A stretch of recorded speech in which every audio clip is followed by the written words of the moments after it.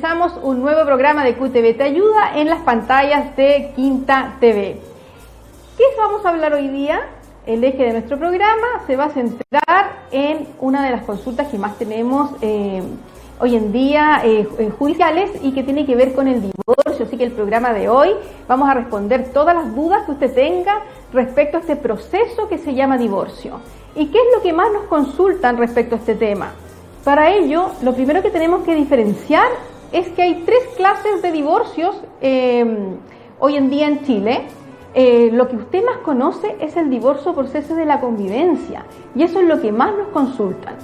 Entonces, lo que primero tenemos que tener claro si usted se quiere divorciar es saber en qué tipología de divorcio usted se encuentra. Lo más simple es que usted esté de acuerdo con su cónyuge y lo hagan de mutuo acuerdo. Ya eso sería lo más simple. ¿Y cuáles son los requisitos para un divorcio por mutuo acuerdo? Lo primero es que le exige la ley que el cese de convivencia sea de más de un año. Ya eso es lo principal para un divorcio de común acuerdo, que usted haya cesado su vida en pareja hace más de un año.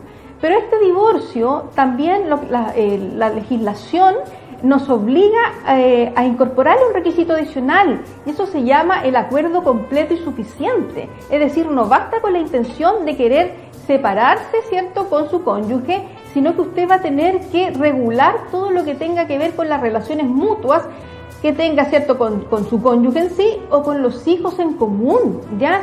Y esto, porque lo pregunta mucho la gente, no es voluntario, es decir, no, mire, si yo no quiero regular lo que es el tema de los alimentos ni de las visitas, no lo quiero hacer. Para que usted sepa en su casa, este requisito es obligatorio. La ley nos exige que entre un divorcio de común acuerdo se haga este acuerdo completo y suficiente. ¿Cuáles son las materias que comprende este acuerdo completo y suficiente? En primer lugar, lo que tiene que ver con las personas, con el cónyuge, va a ser la compensación económica. Ya este tema es muy importante porque también el juez en la audiencia vuelve a reiterar sobre si las partes conocen el tema de la compensación económica y qué es lo que van a hacer, si se van a fijar un monto, si va a renunciar.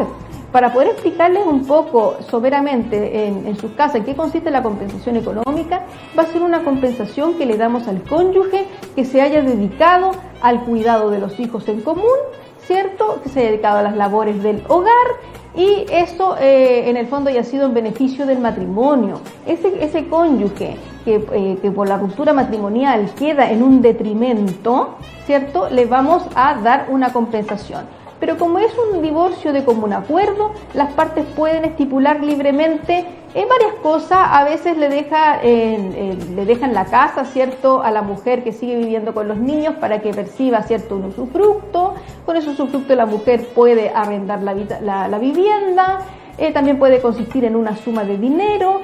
Y ojo, porque muchas personas tampoco saben que también la compensación económica se puede fijar a través de traspasos de los fondos de la AFP del cónyuge al otro cónyuge, ¿ya? No siempre la compensación económica tiene que ver con un monto de dinero, ¿ya? Porque se asusta mucho la gente pensando que a lo mejor es una indemnización. La compensación económica no, es una indemnización, ¿ya? Entonces, a veces, cuando termina el matrimonio, lo único que queda de ganancia, ¿cierto?, o de riqueza para uno de los cónyuges son sus fondos patrimoniales, o sea, sus fondos de AFP. Esa es su única riqueza. Por lo tanto, ¿qué es lo que se pacta a veces? Es que se haga un traspaso de fondos de AFP al AFP del otro cónyuge. Aquí lo que yo quiero rescatar, porque me interesa en el fondo que ustedes sepan qué es lo que necesitan para poder divorciarse de común acuerdo, es que la compensación económica es un tema que tiene que ser regulado en el acuerdo completo y suficiente. No pueden no tocarlo. Generalmente, cuando estamos de mutuo acuerdo, esa compensación económica se renuncia, ¿ya? Y por lo tanto ninguno tiene que pagarle al otro. Lo otro que se toma en consideración es el tema de los alimentos mayores, que se llaman los alimentos que se deben entre los cónyuges, porque también existe esa figura, es decir, su cónyuge puede haber estado recibiendo alimentos de parte suya. Ese tema también se toca en el acuerdo completo y suficiente. ¿Cuáles son los temas más importantes que tienen que ver con los hijos que usted tiene que tocar? Está el tema de los alimentos, si tiene hijos menores de edad, tiene que fijar un régimen de alimentos, o si no lo quiere fijar, lo tiene que de todas formas estipular en este acuerdo. También tiene que ver, estipular lo que tenga que ver con la relación directa y regular, lo que llamábamos antiguamente como visitas. Eso también tiene que ser regulado en este acuerdo completo y suficiente. También el tema del cuidado personal, con quién va a vivir, ¿cierto?, los hijos menores, la patria potestad, ¿ya?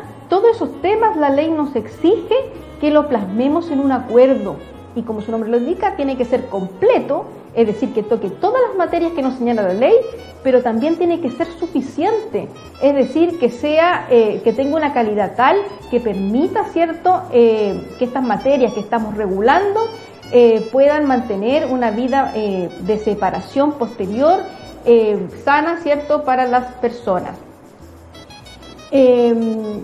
Entonces, en el divorcio de común acuerdo es importantísimo que ustedes tengan claro que el cese de convivencia que se solicita es de 1 año y que además tiene que tener un acuerdo completo y suficiente con las materias que yo les mencioné. ¿Qué es lo que, dónde se confunde también mucho la gente en cuanto al tema de los bienes? ¿Ya? Pasa que muchos están casados en sociedad conyugal y queda una vivienda, entonces no saben en el fondo si en el tema del divorcio también se toca este tema de los bienes, ¿ya? Y fíjense que este tema es súper delicado, y para que no caigan, porque a veces hay muchas ofertas de divorcios económicos donde no le explican bien sobre este tema. Pongamos que usted tiene una casa que es lo común, ¿cierto?, que me preguntan, y la adquirió en sociedad conyugal con su pareja. En el divorcio de común acuerdo no es necesario, ¿cierto?, que usted haga la liquidación o lo estipule, ¿ya? Ahí usted va a necesitar un trámite aparte, que es la liquidación y la adjudicación de la sociedad conyugal. Ojo con eso, ¿ya?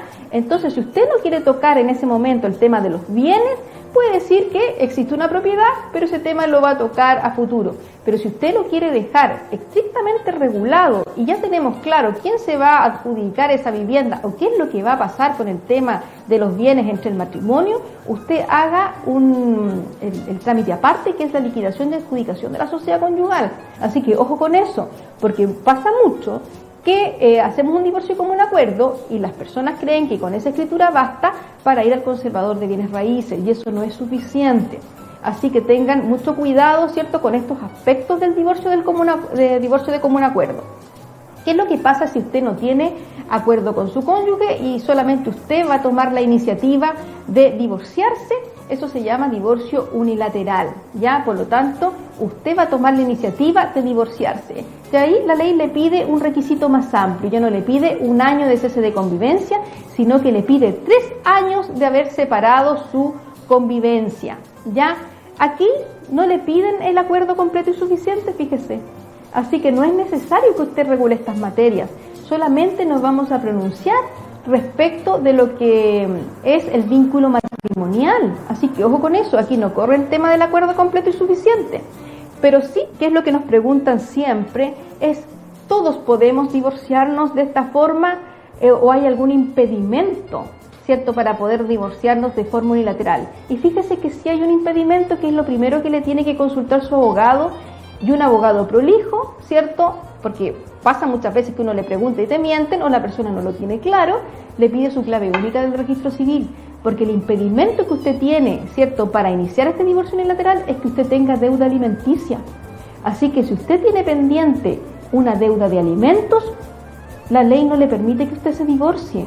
Así que, ¿qué es lo que le pedimos nosotros los abogados? Le pedimos la clave única del registro civil para revisarle los procesos, porque pasa muchas veces que las personas que están dando alimentos creen que esto se cesa automáticamente al tener los hijos más de 28 años, o ser los hijos muy adultos, o ya no concurrir las circunstancias para los cuales se fijaron estos alimentos. Y eso no es así, ¿ya? Entonces pasa que muchas personas desconocen que tienen deuda alimenticia, y por lo tanto es lo primero que saca la otra parte cuando usted pide el divorcio unilateral, ¿ya? Lo primero que saca es que usted tiene deuda de alimentos y pide la liquidación.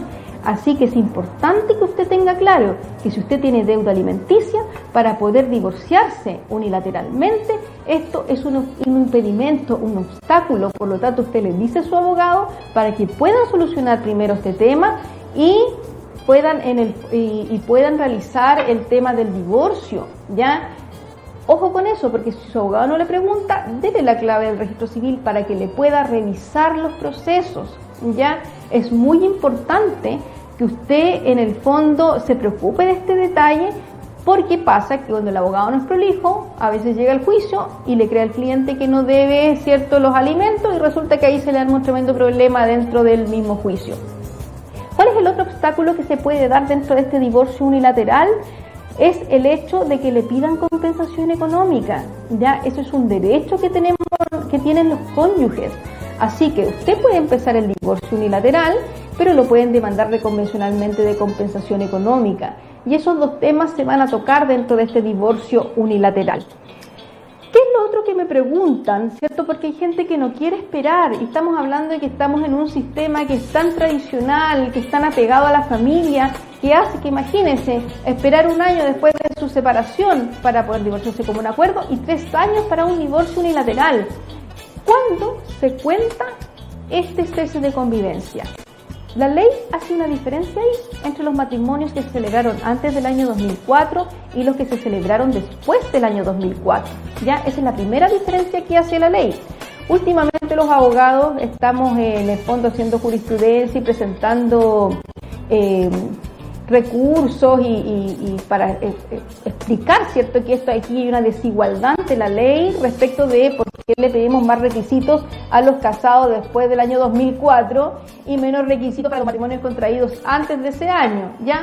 Pero ¿qué es lo que nos dice la ley? La ley nos pide que ese cese de la convivencia se establezca, ¿cierto?, se estipule en un documento formal, ya, donde todos conocemos como el acta de cese de convivencia. Todos conocemos esa acta, fíjese. ¿Y en qué consiste? En que uno va al registro civil, solicita el acta de cese de convivencia, pero no basta solo con que usted solicite esta acta, usted tiene que llevarla al juzgado de familia para que se notifique al cónyuge, y desde ese momento empieza a correr el plazo, ¿cierto?, de cese de convivencia para los matrimonios celebrados después del año 2004. Pero fíjese que no es la única forma para acreditar esta cese de convivencia. También puede ser que usted haya realizado una transacción que se aprobó judicialmente, y esa transacción respecto de alimentos, de relación directa y regular, o materias que tengan que ver con la familia y los hijos, y son aprobadas judicialmente a través de un centro de mediación o a través del tribunal, eso también, ese documento le va a servir a usted como constancia de un cese de convivencia.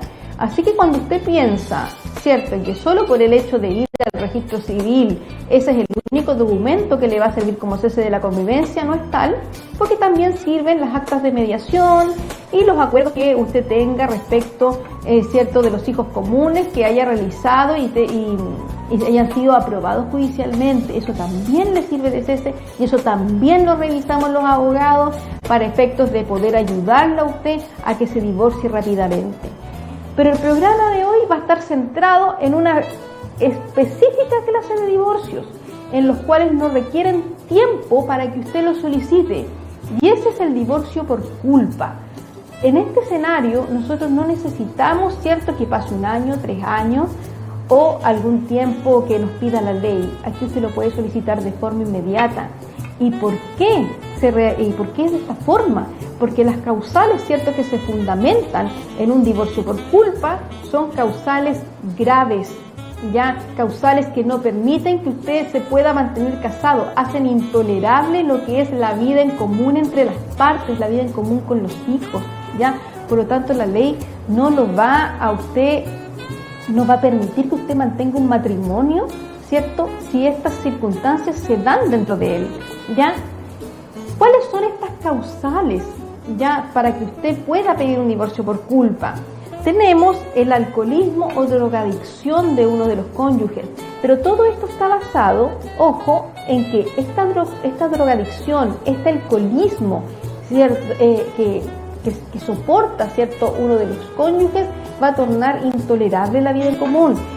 En la sección que viene vamos a hablar con el psicólogo y nos va a explicar de qué manera, ¿cierto?, la drogadicción y el alcoholismo pueden afectar y tornar intolerable la vida entre los cónyuges, la vida con los hijos, ¿ya? la ley no va a permitir que usted pase 1 año, 3 años para que usted se divorcie. Usted, si se encuentra en una de estas situaciones, usted puede solicitar este divorcio por culpa. Otro de los requisitos, ¿cierto?, que estipula el divorcio por culpa, habla del maltrato psicológico, el maltrato físico que ejercemos con uno de los cónyuges, que eso es lo que más yo veo, ¿cierto?, judicialmente, la violencia intrafamiliar que ejercemos contra un cónyuge. Violencia no es necesario que sea física, ojo con eso, puede ser psicológica, es decir, denostamos al otro, lo maltratamos, ese otro inició una causa de violencia intrafamiliar en la cual la otra parte, ¿cierto?, salió ya sea condenada, ya sea con un acuerdo, pero hay indicios de que ese cónyuge sufre en manos del otro. En ese caso la ley no espera tiempo. Ya usted, si es víctima de violencia intrafamiliar, ya sea psicológica o sea física, usted tiene todo el derecho para pedir que ese matrimonio termine. Ya me he encontrado aquí, por eso es importante la opinión del psicólogo y que estudiemos bien la situación caso a caso, porque en estos juicios no hay consejero técnico para un divorcio por culpa, y fíjese que es muy necesario, porque me ha pasado en juicios donde una persona de sexo masculino ha sido violentada por su pareja, con videos donde sale golpeado, maltratado, y el juez que estimó, ¿cierto?, un juez del sur, punto aparte, este caballero tenía problemas de alcoholismo. El juez estimó que él se lo merecía, estimó que él sacó de quicio, ¿cierto?, a su señora, y por lo tanto era merecedor de esos golpes. Por eso, yo considero que en estos divorcios por culpa es muy necesario, ¿cierto?, que usted, dentro de la prueba que presente, lleve un buen peritaje psicológico. Esto también debería ser modificado para que también un consejero técnico dé su opinión respecto a este divorcio por culpa, ¿ya? Porque no sabemos qué habrá pasado por la cabeza, ¿cierto?, de ese letrado, de ese magistrado, cuando falló una cosa como esa. Nadie merece ser golpeado, ser maltratado. Las personas que sufren problemas de alcoholismo, problemas de drogadicción, son personas que están enfermas y por lo tanto merecen, ¿cierto?, un tratamiento y merecen ser respetadas, y nadie tiene derecho, ¿cierto?, a ser golpeado, ¿ya? Pero ¿qué es lo que dice la ley? Dice, en los casos que una persona sufra maltrato psicológico, maltrato físico, o que viva, ¿cierto?, con un drogadicto o con un alcohólico, tenemos derecho a pedir que termine el matrimonio y se disuelva por esta causal de divorcio por culpa. ¿Cuál es la causal más común que utilizamos también para el divorcio culposo? Es el tema de la infidelidad, porque si ustedes no se acuerdan, cuando ustedes celebraron el contrato de matrimonio, ustedes prometieron, ¿cierto?, que iban a ser fieles a su pareja. Por lo tanto, ustedes por contrato se obligaron a el deber de fidelidad. Entonces pasa que últimamente eso cuesta que las parejas sean fieles y mantengan, ¿cierto?, dicho compromiso. ¿Qué es lo que pasa si el otro se da cuenta? Ya esto es lo más común que me toca ver en el tribunal. Si el otro se da cuenta, ¿cierto?, que usted le fue infiel, y ahora es súper fácil porque ahora como medios de prueba utilizamos lo que vemos en Facebook, lo que vemos en Instagram, y generalmente las personas, ¿cierto?, caen en estas situaciones, ¿cierto?, de publicar cosas en redes sociales. Este es un medio probatorio que se utiliza bastante, también con testigos que digan que efectivamente vieron a la pareja con otra persona saliendo, y esa infracción al deber de fidelidad, cuando es reiterado, ¿cierto?, es causal para que usted se pueda divorciar por culpa. Si a usted le han sido infiel, no es necesario que usted espere 1 año o 3 años. Esa infidelidad, esa falta del compromiso con el matrimonio es suficiente para que usted pueda pedir el divorcio por culpa. Otro tema es el tema probatorio, es decir, cómo yo voy a probar que el otro me fue infiel si yo solamente tengo sospechas. Ya tenemos las redes sociales, tenemos Facebook, tenemos Instagram, tenemos testigos. Generalmente las personas, cuando son infieles, dejan bastante rastro, y ahí se utiliza toda clase de medios de prueba para poder demostrar en ese juicio de que se faltó al deber de fidelidad que hay entre los cónyuges. Así que si usted está en este escenario, tiene toda la ayuda legal, ¿cierto? Todo el asesoramiento y todo el apoyo de la ley para poder pedir en el fondo que se separe, que se divorcie.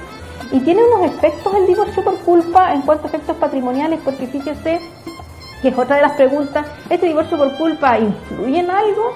Si mi cónyuge me es infiel, y claro que influye a veces por el tema de la compensación económica, ya, porque pasa que el juez tiene la facultad que en el caso de que si el divorcio que se está tramitando es por culpa del cónyuge que está pidiendo la compensación económica es el que incurrió en esta causal, puede rebajar prudencialmente su monto.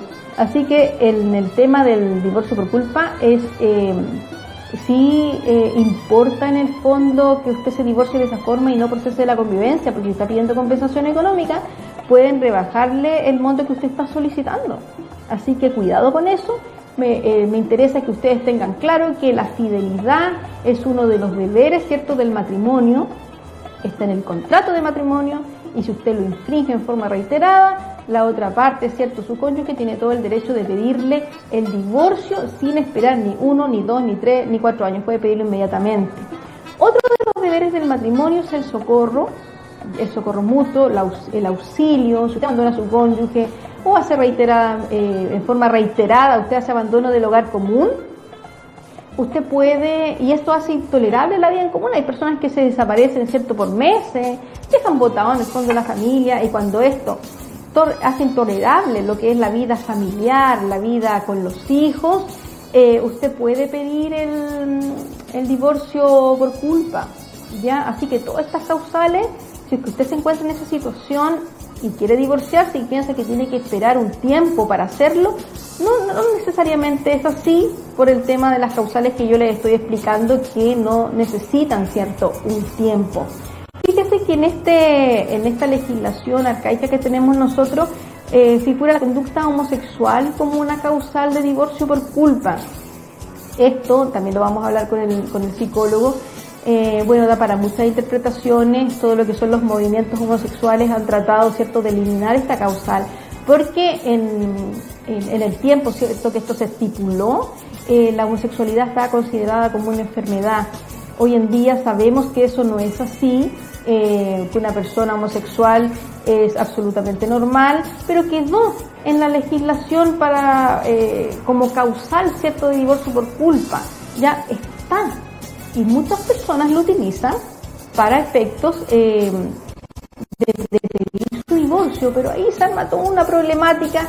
Si usted considera que usted pide a su cónyuge con una persona con conducta homosexual y con una persona de su mismo sexo, es mejor englobarla, que es lo que dicen, ¿cierto?, estos movimientos homosexuales, dentro de lo que es la causal de la infidelidad, porque hoy en día ya no se ve mal, ¿cierto?, o es normal que las personas puedan salir con personas de su mismo sexo. Por lo tanto, esta causal estaría en el fondo de más y podríamos incorporarla dentro de lo que es el tema de la infidelidad. Ya sea si su cónyuge le es infiel con una persona de su mismo sexo o de otro sexo, ya faltó a los deberes del matrimonio, por lo tanto es causal suficiente para que usted se separe. ¿Qué otras causales hay para el divorcio por culpa? Tenemos la tentativa de prostituir al otro, tenemos otras causales como atentados contra la vida del otro. Obviamente la legislación se pone en el caso de que si usted trató de matar en el fondo a su cónyuge, no le van a permitir que usted siga en ese matrimonio. Así que espero que hayan aprendido, ¿cierto?, cuáles son los requisitos para el divorcio dentro de estos 3 tipos, y el divorcio por culpa vamos a hablar en la próxima sección con el psicólogo.